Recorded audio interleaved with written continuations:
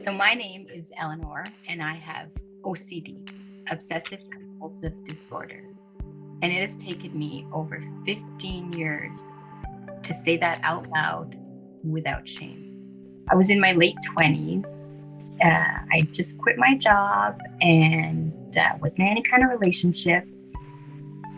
Was kind of lost. And these weird things were just starting to happen. Like it just took me forever to lock the door and washing my hands. Little things started to bother me. Like my cat would rub up against my pant leg just before going to work. And all of a sudden I felt like my pants weren't clean. So I had to change them. And then, locking the door became a process. Would turn the key to lock, then unlock, then lock, unlock. Then I'd pull the handle 3 times. I'd walk away. I'd think, oh, not sure I locked it. I'd go back. Then I'd get in my car, drive down the street. Oh, did you lock the door? And I'm thinking, my gosh, we just spent 5 minutes locking the door. But it says, but what if you didn't lock the door? And it would be such a strong feeling that I would turn the car around to go back and check. By the end of the day, I was just exhausted. Like TV, if I could relax and watch TV, that would be great. But no, again, you're just watching TV and boom, again, some random thought. It was so all-consuming what I was going through. And like I said, in your late 20s, I'd quit my job. I wasn't in a relationship, socially not really going out. Because, one of the biggest questions was, when you meet people, what do you do for a living? And, that just wasn't really kind of a showstopper when you weren't really doing much at that point, right? And then when your confidence is low, you don't exactly exude high self-esteem. So of course I wasn't probably letting off the best impression. And so, yeah, you just started to stay home a lot more. And so when you stay home and you're lonely, what do you have? Your thoughts. And trust me, I had enough thoughts in my head. Like I wanted quiet in my head. It was busy. It was very busy. I had this initial sort of exposure to OCD when it all started for me in my late 20s. And then, we had the little ups and downs, but I had my tools that managed it. But I didn't really think too much of it until I had my second pregnancy all planned. All of a sudden, tsunami of obsessive thoughts followed by these, compulsions, these rituals. And it didn't take long. And the OCD controlled me. It completely controlled me once again. And it continued to, I gave birth. I now have 2 kids. And it was exhausting. It was draining. I started to think, if this is what life is like, then this isn't fun. Nothing about this is fun. And so it was at that moment that I was like, I don't want to do this anymore. Like I'm ready for help.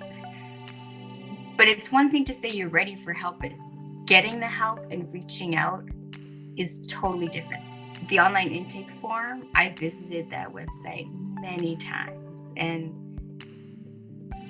And it was finally one day I was like, that's it, I've had enough. Like, don't get me wrong, I still hovered over that mouse button to do the submit button click.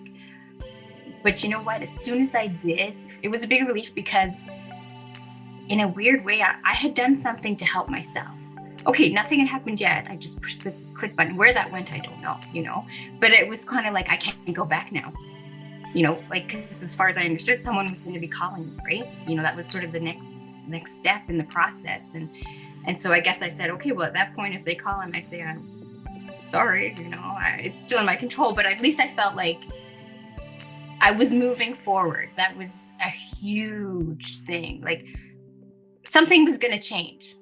I'll never forget this session. It was over 2 hours. I sat there and explained my whole life story. Everything. Every bad thing that ever happened to me, any person I felt did me wrong, And at the end, I said, okay, so surely you can blame this on someone. And she cautioned me. She said, don't be looking to blame. She's like, this is just the way your brain works. And I don't know what it was that day, but this time it clicked. I was okay with it. I was ready to accept it. And it was one of my best days ever. It was nice to know that, like, this wasn't just me. This wasn't just like me being totally bizarre. This was something that happens to people. And, there's tools. There's tools that will help with this and make it manageable. Writing was one of the tools that was useful. So, you have all these thoughts in your head. So get them down on paper, read them, and sort of analyze them in a way to be like, okay, like, is this possible? Let's think about this from another perspective, right? And so sometimes just getting them down on paper was even helpful. The whole process of reaching out and getting help,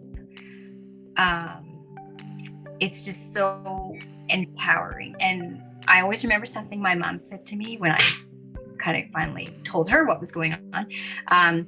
She said, you won't realize it now, when you're in the thick of things, but she says, you will be stronger for this.